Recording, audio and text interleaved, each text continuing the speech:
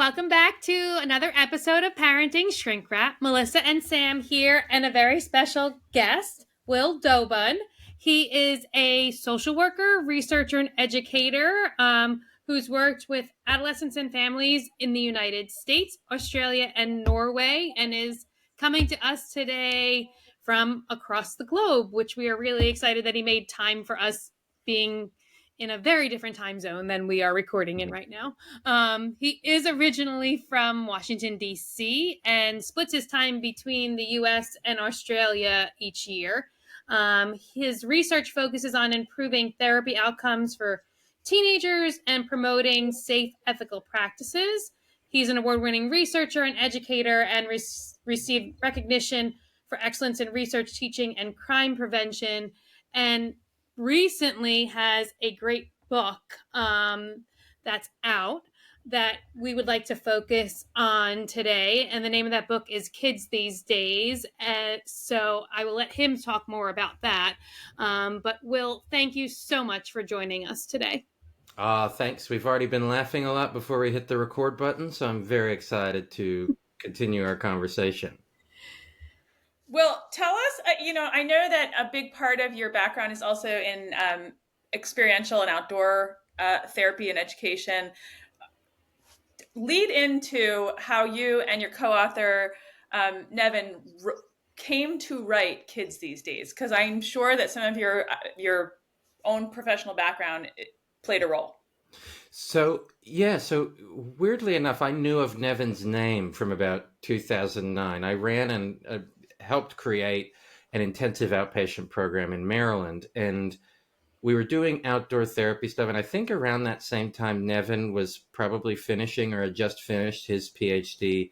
So his name was linked to the researchers I was reading about. And we ended up meeting after a conference in 2015 in Denver. And really I just realized, oh my gosh, there's someone who's reading the same stuff that I'm reading. And I was a PhD student, and Nevin kept saying, finish your PhD and we'll collaborate on something. And that is just not how my brain works. And I was like, no, PhD's fine. Don't worry about that. Let's write this. And so we started writing about therapy outcomes for outdoor therapy. And we got in a little bit of trouble with our community because we kept saying, there's nothing super special about this. But we were looking at it from a different point of view, which is, but there's nothing special about any of this. So any insurer who is saying, we're not going to reimburse for outdoor therapy is a ridiculous, unevidenced notion. So we were like, why are you funding any of them then? We're just as effective. Yeah. So, but everybody wants their therapy to be the most effective. So we started writing about that. We wrote a lot about the troubled teen industry in the United States, both having experience working alongside these organizations or in these organizations or researching these organizations.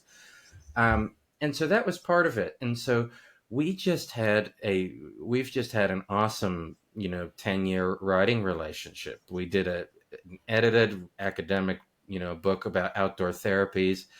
He has another book called Nature-Based Therapy, which is a nice, really practical guide for therapists.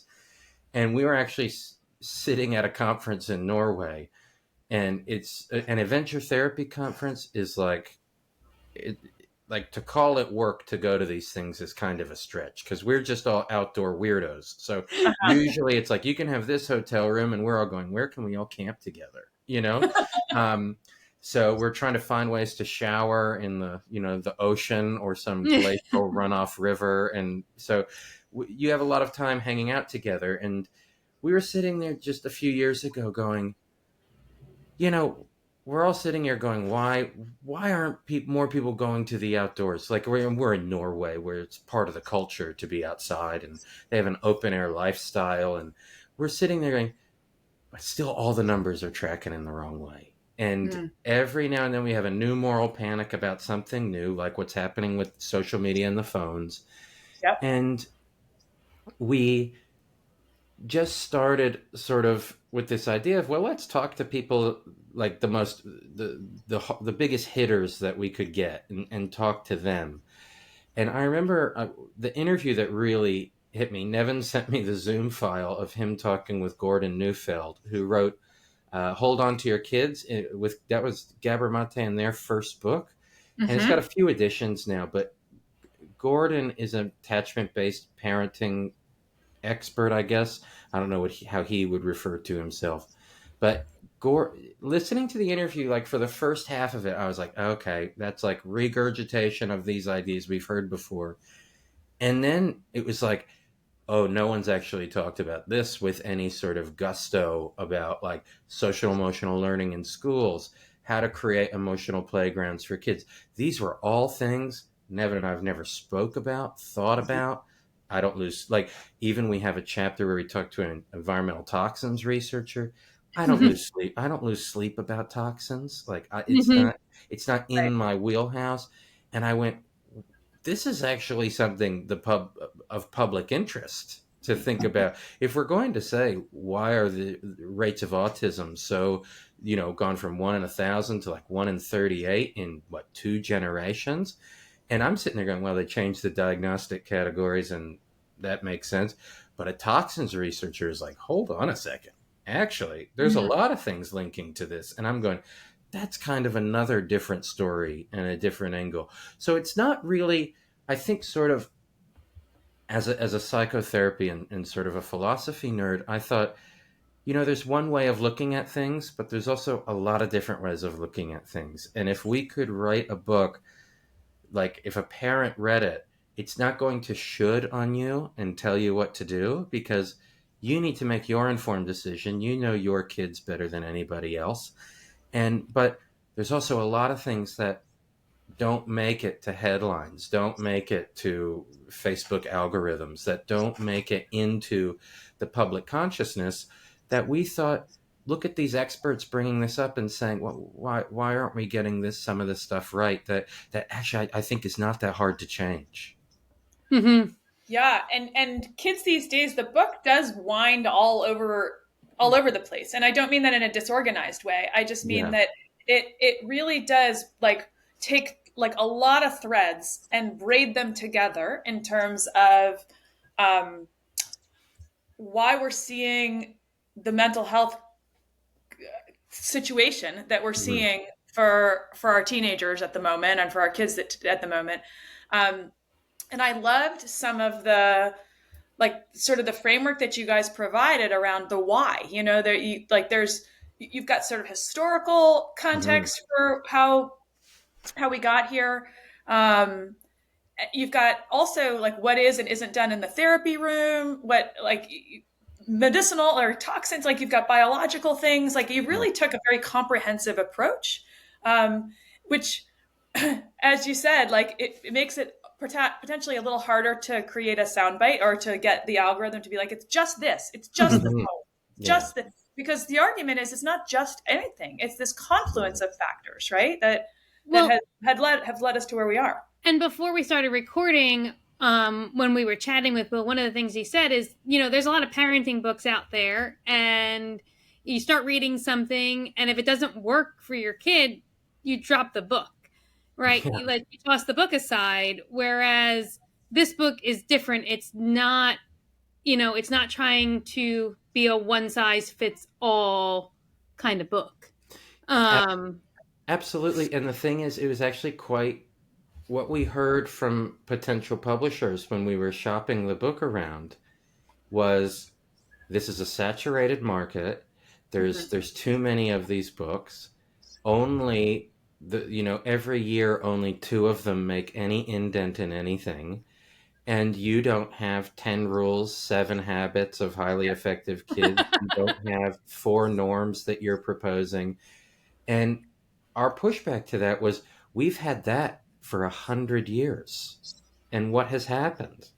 So the 5 steps or whatever, those things give a real false sense of security. The Yeah. 4 agreements. I actually really like that book, you know, but it there is this thing where if you follow what I'm telling you to do, then this will work out.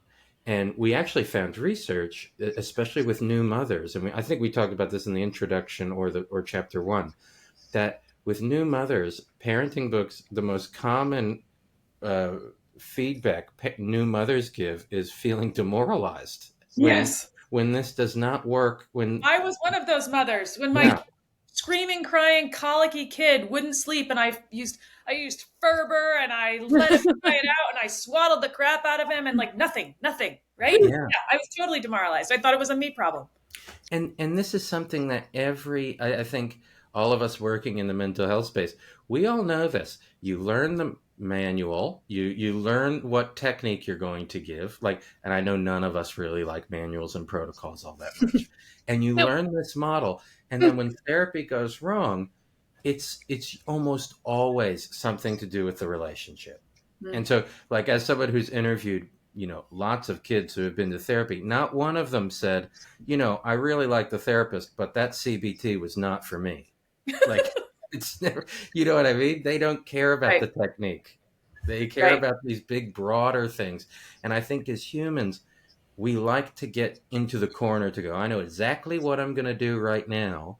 And then and that's why the phone thing is taking off. It just feels right. I mean, and you brought up a historical perspective, and if you really want to chuckle, in the 1940s, New York City banned pinball because of its association to youth crime for 30 years. 30 Probation years, officer. 30-year pinball ban because Oh of my gosh. Yep, because it looks like slot machines. It jingles and jangles, and the kids are. They said kids are not eating lunch; they're taking their lunch money to play pinball. So, state of Wisconsin, no pinball during school hours. Does this sound like today? Like, right? Phone. It's This the is phone. phone. And a student sent me this just while I was at this conference, a PhD student, and he sent me that I'm going to have to write something about this. When the kaleidoscope came out in the early 1800s, uh-huh. people talked about kids were walking down the streets in England. So we're talking Victorian England times, walking down the streets with kaleidoscopes. They were walking into walls. So Right, the because kids they are, were like fascinated by yeah, all the glass. Yeah, yeah. yeah. Which is what we all do with phones now because everybody's got their head down and their thumbs going. So it's interesting to take the historical perspective and not just live in the time we're living in. Like, really go, we've seen this before, which is why kids these days is so funny, because Socrates in 400 BC poo-pooed on children. They're disrespectful, lazy, fragile. They don't read anymore. And I was just like, we've done this forever. Yeah. So the title "Kids These Days" is like we've been uttering that since the dawn of time, right? Yeah. That kids these days, what are you going to do with them? They're just it's a big problem, right? So I want to talk about some of the content in Kids These Days in the book, Mm-hmm. and one of the things as a therapist that I really latched onto that I hope we can talk a little bit about is um, the like pathologizing or medicalizing lived experience. I loved the phrasing and I love the explanation of that. Will you talk a little bit about that for our audience and kind of what the dangers of that can be? So, yeah, absolutely. So, I mean, since the 70s, when it comes to our mental illnesses and our books, our diagnostic criteria, we've known. So the 70s, we're talking 50 years. We've known that if you get an assessment by one clinician and then one from another, the chances of them really lining up are not that great. So the usefulness of these labels and diagnoses really has to be in the outcome. What happens after them? And what usually happens if you have one diagnosis and then it doesn't work, you go to another person, now you have a new one. And now we're just stacking these overlapping symptoms with more and more diagnoses until you get to the extreme end. And if you've done this long enough, then you get a borderline diagnosis, and then Mm. no one wants to work with you anymore. And no one wants to help you. You go to the emergency room, you sit there the longest, and the discrimination just continues. Now, the moral kind of argument we took with young people is that quite often these labels become internalized. And so, for instance, like, I mean, we're probably all old enough where we got chickenpox as a kid. And Yes. none of Yep. us walked around saying, I am chickenpox. Right. And Right. now, and this is like, even though I'm not into the moral panic about social media, but social media has not helped this problem over the last decade, No. where now you have social media accounts dedicated to your mental illness. So mental illness left the consulting room and is now in the air of the general public. And Did so, I read this in somewhere else, or did I read this in kids these days, that the DSM used to be like just some, the DSM is a diagnostic and mhm, statistical manual for those who don't know, and it's the Bible of diagnoses essentially, and it used to rest in physicians and therapists' office to help with diagnostics, but mhm. now it is actually one of the most purchased um, books for just the layperson. Like they've got the DSM hanging Why? around so that they Why can would you consult want? I mean, I have one. I can get it Yeah, off my shelf. I it's know, like a but I read that and I was like, that's, as my kids used to say, that's a tragedy. yes. Yeah, but like it's also like kids walk into my office and they've looked up a diagnosis online Mhm, and they are sometimes coming in with self-diagnosing and wrapping a self-identity already around something that I probably would say no, that's not the case. So I get adolescents in my office going, I have borderline personality disorder, and yeah. I'm like, you're not even old enough to have personality disorder, so your brain isn't even fully formed. So let's Yeah. stop right there. Yeah. Um, and it's sometimes really hard to separate them because they become fixated on the label, and social media like feeds it sometimes. It cements it. And so, one thing, like with the DSM, this is kind of a funny but horrifying story. When the I was just interested in like what when while we were writing. So this is probably 2 years ago. We were still writing, and I just went to Amazon and looked up, just typed in psychiatry and looked at the top 100 psychiatry books. The DSM was number one, the Yeah. best-selling psychiatry book.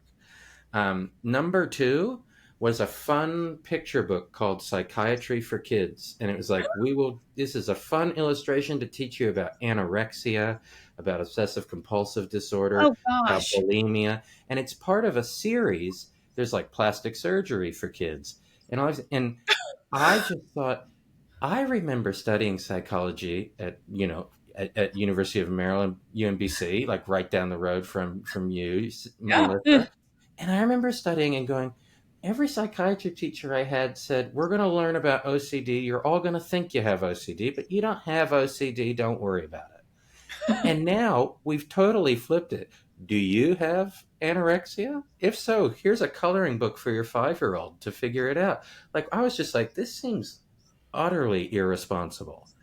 And now what we see with the rise of, and I think we know that mental health literacy is a good preventative tool and a protective factor. It's just gone so too far, where we're teaching it to younger and younger children. And I think it's really one of the things that's backfiring here, because we're living on planet mental health. I mean, Mhm.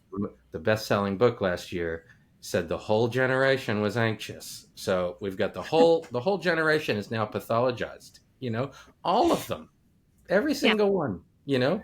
Um, but so the other thing that happened, and we found some research about this that was really interesting about self-labeling.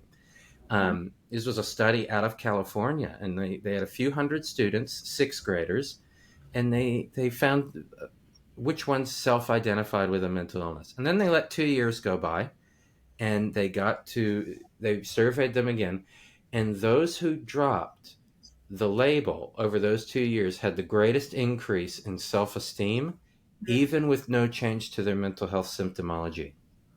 Oh, So interesting. even if they were still, you know, totally hyperactive, they still felt better about themselves. So we have to be really mindful about dishing out these diagnoses. And I remember working in Maryland when we had to call insurance companies and pre-authorize services.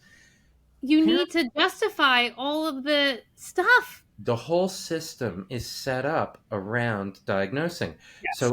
So getting to this idea of a youth mental health crisis, if your child is struggling, and you say, you know what, I think it's time for some professional help, guess what? You're getting a diagnosis. You sure the So, heck You are. have to. You can't get services otherwise. And so whenever I see really nice graphs that go, this is when the iPhone was invented, and look at this. And it's like, yeah, but we've also destigmatized therapy so much. Everyone in Hollywood has an analyst that they've seen 5 times a day for 30 years. More people are going to therapy. More people going to therapy means more diagnoses. yes. That's just And what, yeah, it's so. And Mm, I was the also go ahead. thinking, Will, like, you know, anxiety is a normal human emotion. Like, yeah. everybody experiences anxiety, and Sam and I have given talks about anxiety together, and like, it's normal. Like, your body has a physiological response. It's not all bad. Mm, Some of it, too much, can be bad, but it's also like it's okay to be nervous about something. And I don't feel like kids are getting the message that it's normal. Like, oh, you have a test coming up. You might be a little bit nervous. Like, that's okay. yeah. And that's resilience building too, is Mhm. for the message to be like, you know what, your response, whether your distress that you're experiencing right now is in proportion to the stress you're experiencing in your life. Yeah. So that's right. And it stinks that you're feeling that stress. We can get support for the stress, but that doesn't mean there's something wrong with you. It means you're going through a hard thing.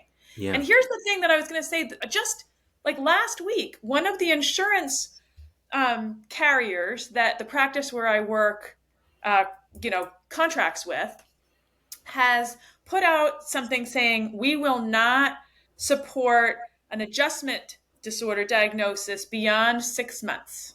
Right. So, Mm. like, if you are working with someone who, an adjustment disorder means adjusting to something hard. That's what the It's like the nice one. It's the nice yeah. So label. that's like if you show up for therapy, it's like, well, it just sounds like you're going through a hard time. I'm going to put adjustment disorder. So Yeah. insurance providers have said we will only reimburse for that for a 6 month period. But guess what? There's a lot of things that adolescence, for example, is a 10-year period of persistent adjustment. Yeah. Right? And So I think this is the thing. Like, when we wrote when we started the book and we started putting the whole thing together, we started, like, I just remembered this teaching story about learning to walk. Like, there's virtually nothing that you failed at more, and no one interfered with you. You mm, know, what do parents do? You block off the stairs, you make sure there's no sharp edges, and you let your kid stink at something for months. And every time they fall down, you regulate your own anxiety and you go, you're okay. Come on. Where we know we've all seen a child fall over, look at the parent runs over, and then And the then they child. start crying. Yeah. So we're sitting there all regulating ourselves, going, oh my gosh, my kid's falling over. Oh my gosh, they've got a huge knot on their head. Oh my gosh, look at this. Oh my gosh. And then they just start running. And then you put them in soccer, and then you put them in sports, and then they're at school every day. And then they become teenagers, and their brain goes through this amazing pruning process and dumps all this inconsequential material while accidentally dropping some, like, how to speak like a normal human sort of things, learning how to grunt at people, and then a flooding of hormones, and we go, I don't like this. right, but You- that's like nature of the beast. This yeah, is the perfect analogy. I love they're this they're analogy. learning to walk again. Mhm. It's a whole new thing.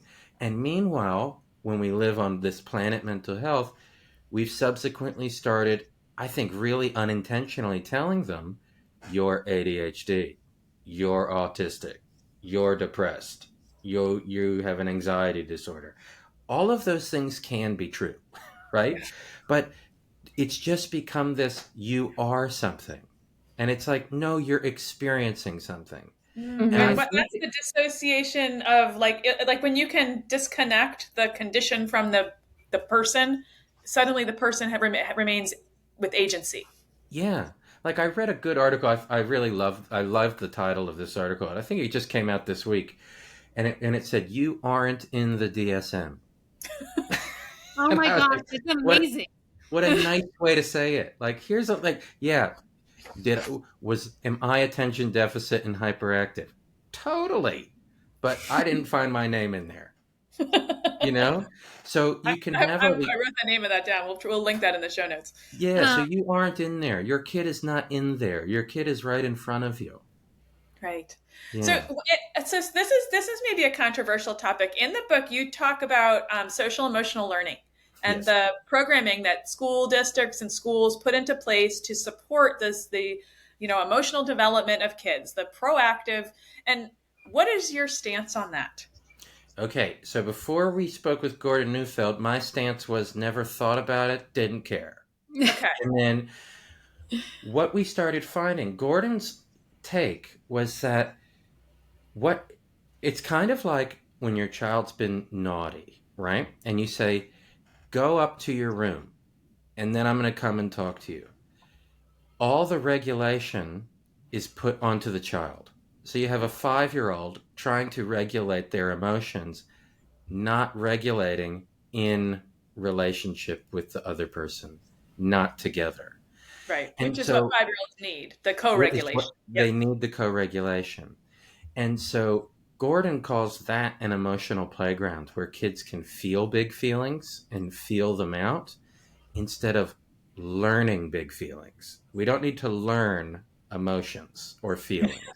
They And just so show up. they they they're they there. They're they're there. Right. there, you know?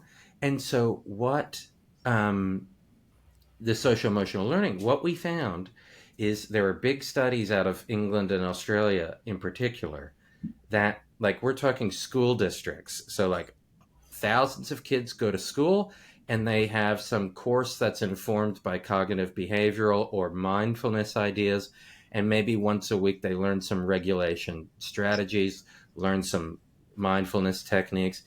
All of that to me goes under the feels right category.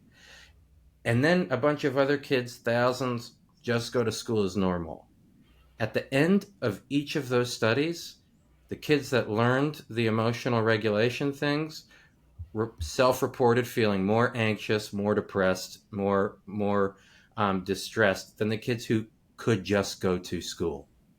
Like it got them hyper Interesting. tuned in to like minute feelings of distress. Maybe, and I think that there's a tricky component to me where we see the rise in calls for outdoor play, like more recess time, Yeah. more time to play. And I think that's where feelings are really felt out.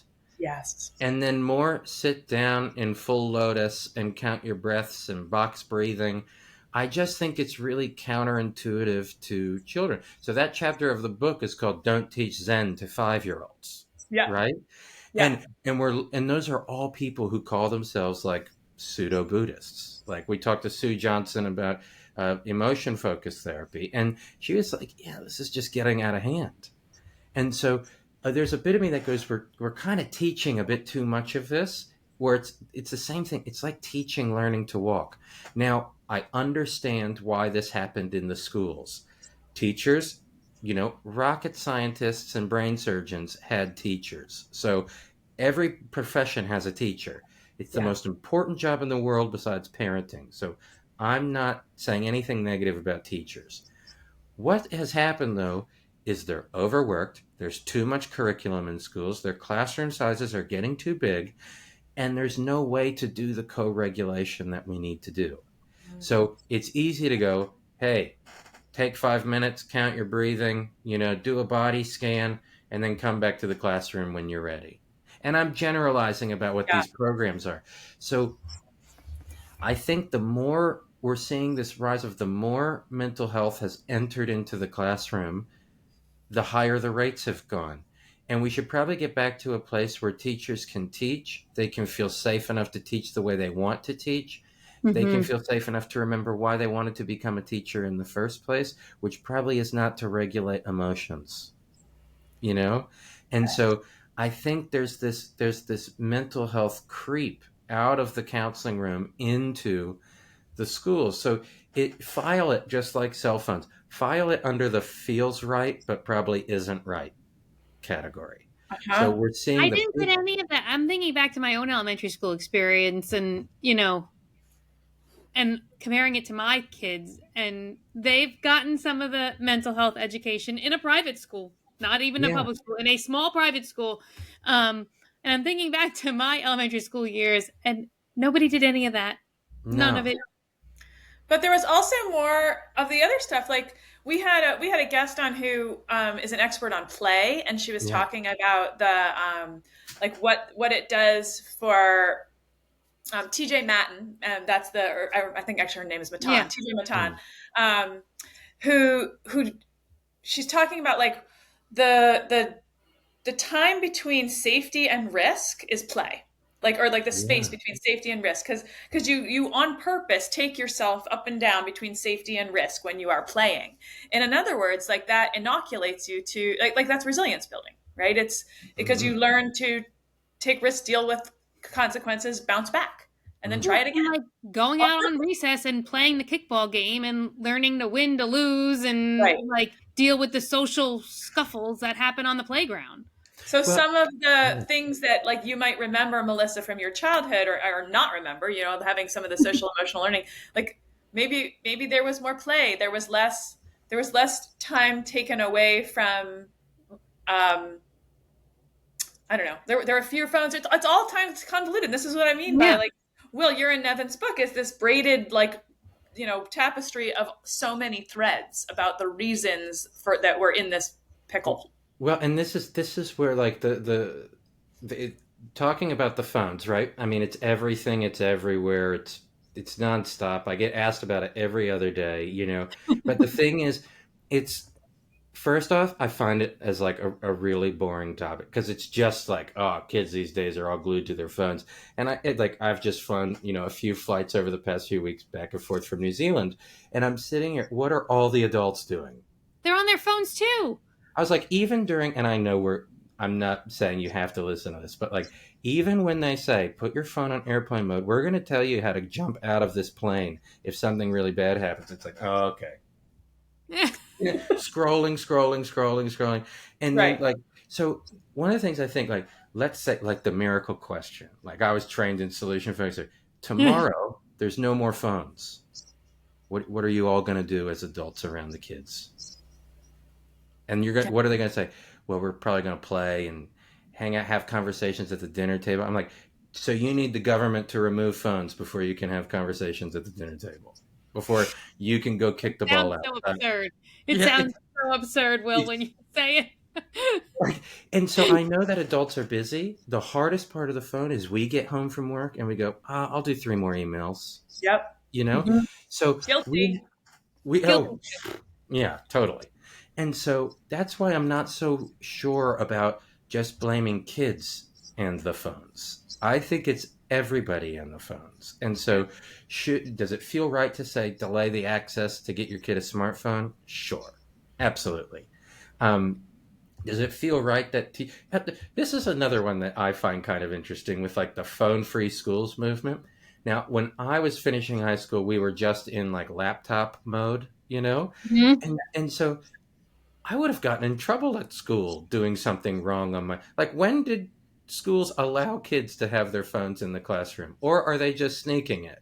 So that Yeah. again goes back to the teacher, like us as adults. Like the book is really adults these days, and it's Yes. really about, if I have a classroom full of kids, how can I make my content so engaging that they don't have the phone? And I know that's hard because there's games and YouTube and TikTok and all these things, but really trying to take onus that engagement is the responsibility of the adult. Same as with therapy. The reason people come Yes. to one session of therapy and they leave and go, I'd rather be mentally ill, they weren't engaged in anything, you know? And they didn't leave and say, at least Will has a PhD and at least he's evidence based. They left and go, oh, that sucked. So Right. if That we was thought bad. about it from an engagement perspective, we'd stop blaming these other things for why kids aren't engaging with us. And And we'd start taking control of the environment and taking control of what kids are experiencing and help them re-engage Yeah. yeah, totally. or create an environment where they couldn't help but to engage. Right, which is like that, like going back to like experiential type ideas, like that, like every like experiential learning. Every teacher on the planet goes through learning these ideas. Those ideas mostly came out of the work of John Dewey in the early 1900s in Chicago, where there's all these terms we still use today and we don't think about what they mean, that are his words, like a crowded curriculum. He was saying in the early 1900s, we teach too many things, and focusing only on reading, writing, and math is going to lead to people that can't work together, and they can't because they haven't done things together. So Mm. they'll learn how to do things by they'll learn the reading when they are solving a project and they have to read something to solve it, right? And then at the same time, you have Jane Addams, like the mother of social work, my superhero. Jane Addams and John Dewey were called intellectual soulmates. So Jane Addams, when she died in the 30s, she was the most famous woman in America. First American woman to win the Nobel Peace Prize for what? Getting kids out of factories and women's rights to vote. She did not get kids out of factories for any ethical reason. She said, this is terrible for the developing body. Eric Erickson in 1950s and 60s has this great quote. We learned how to stop stunting the developing body by keeping them in a factory. Now we have to learn how to do that in the real world by managing our own anxieties and Mm. letting them play, live and let live. So these terms, crowded curriculum, kids have too much to do, too much pressure. They tell us academic pressure is far more stressful than social media, and we do nothing about it.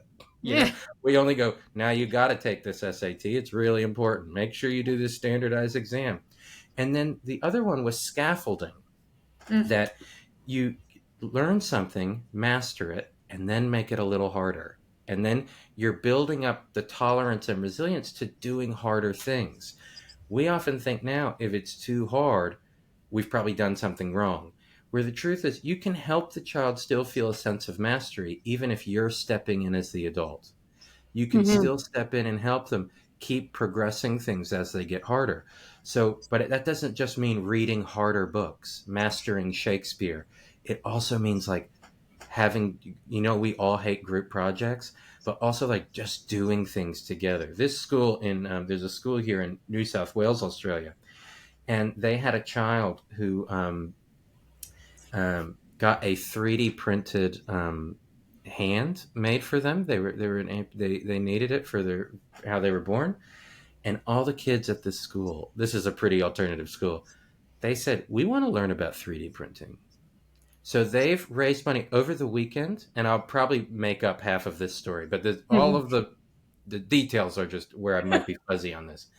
They did a 24-hour unicycle, the kids at this school. So one would unicycle an hour, then one the next hour, to raise money. So they're all going to a conference in Japan to learn about how to 3D print more, prosthetics for people. That's So do you think amazing. these Great. children are going to That's learn how to count, do science, how to read manuals, how to raise money so that they can buy a 3D printer at this, small rural school? So if you get kids working together, they'll come up with really creative ideas. And Mhm. so quite often education, we think of it as just, well, schooling mostly, education rules, but schooling is like it's very passive. So if we treat the kids as passive, no wonder we need to treat, those are big emotions. You better meditate or medicate or any of these things. So if we treat the kids as active, it's a far more engaging kind of world that we're sort of creating for them. And then we get into like because now my former educator hat's on, and well, forever educator is actually what I would say, Hmm. and so there are plenty of minds in schools who understand this to be true, but the system is stacked against them in terms of volume of like the ratio of adults to kids.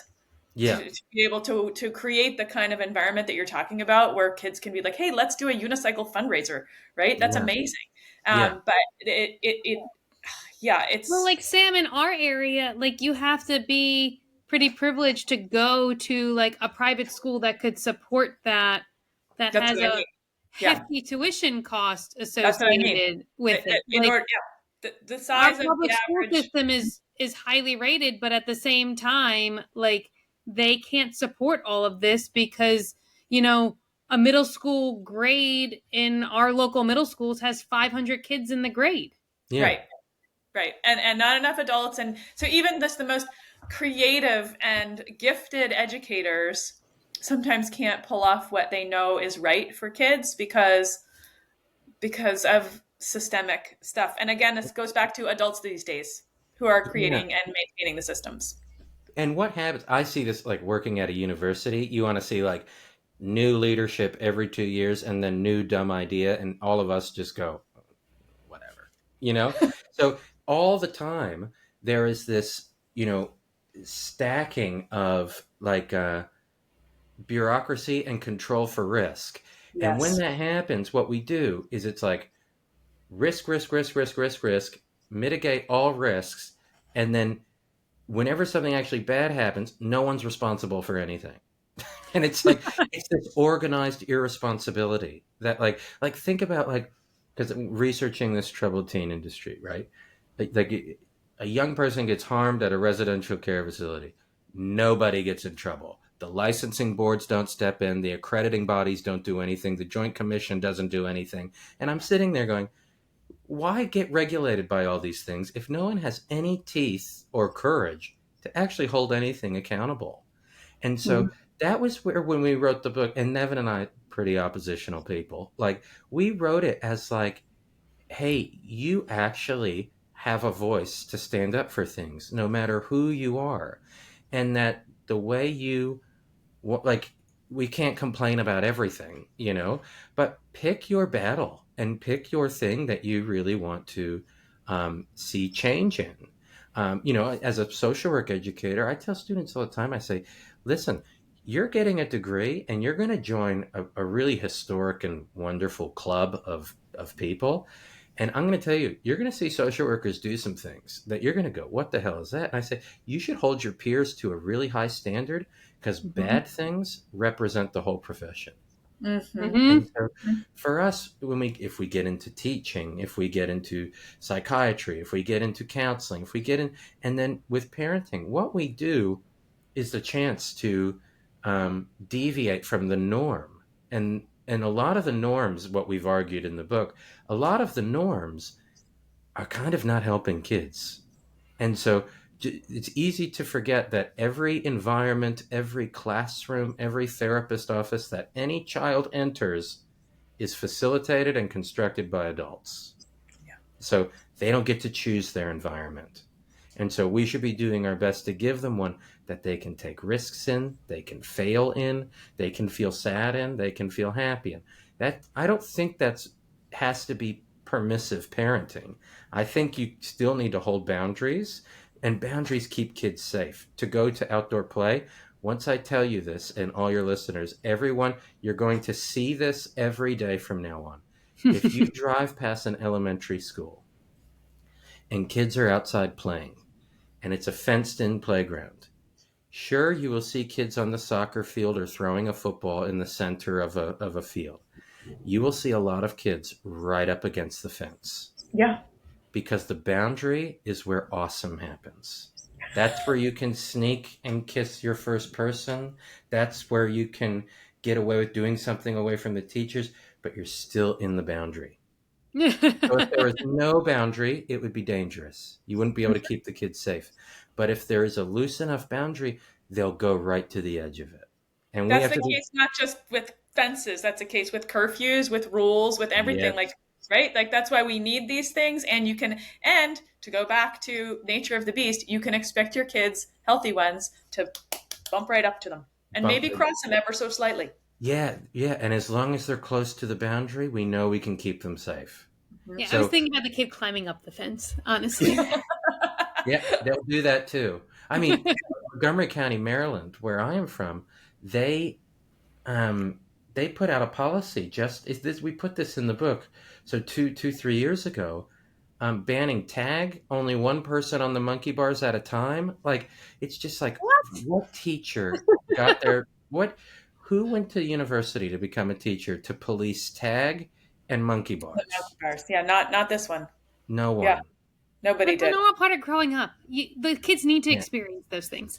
Yeah, and what we're seeing now, everyone has seen this, that emergency room visits for kids isn't the broken arm anymore.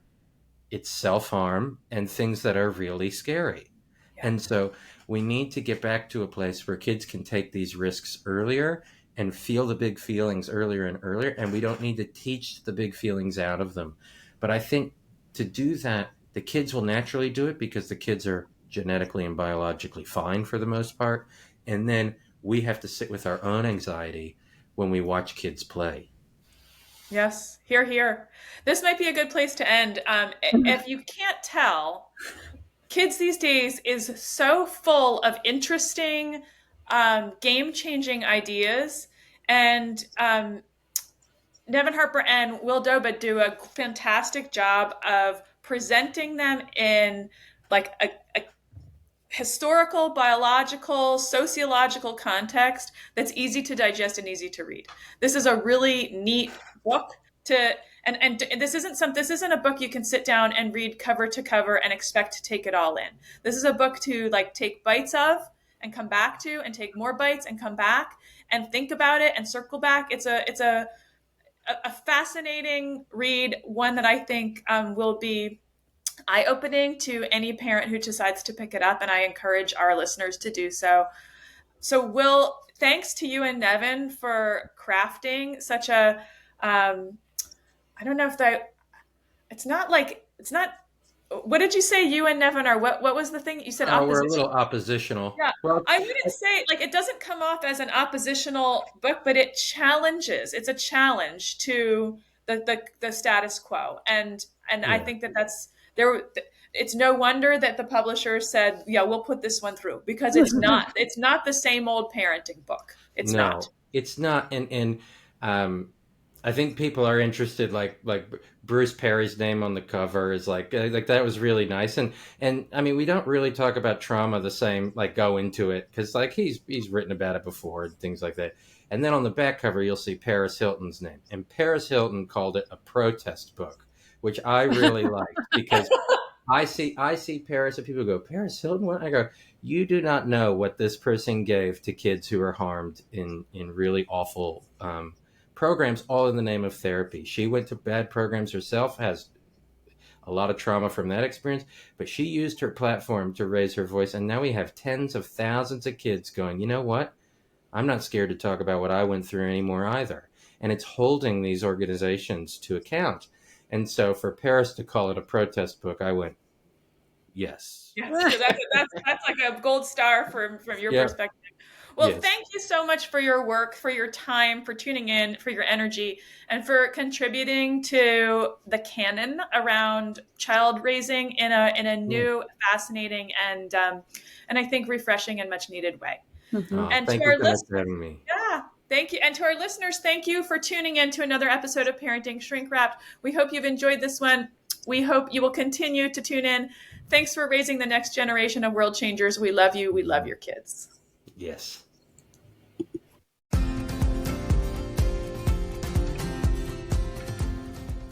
Thanks for joining us on this wild ride called parenthood here at Parenting Shrink Wrapped. We hope today's episode gave you some useful tools and maybe even a few laughs to help you navigate the twists and turns of raising teens and kids. Remember, parenting is a journey, not a destination. And no matter where you are on the road, we're here to help you stay on course. Whether it's monumental meltdowns, teenage turmoil, or just the everyday chaos, you don't have to travel this path alone. So until next time, keep your seatbelt fastened, your sense of humor intact, and your eyes on the road. We'll be back soon with more compassionate conversations and practical strategies to support you and your family. Don't forget to subscribe to Parenting Shrink Wrapped wherever you get your podcasts so you never miss an episode. And if you've enjoyed today's show, we'd love it if you'd leave us a review and share it with a friend. If you have suggestions for topics you'd like to see us cover in the future, feel free to send us an email at parentingshrinkwrapped@gmail.com. Until we meet again, take care and enjoy the ride.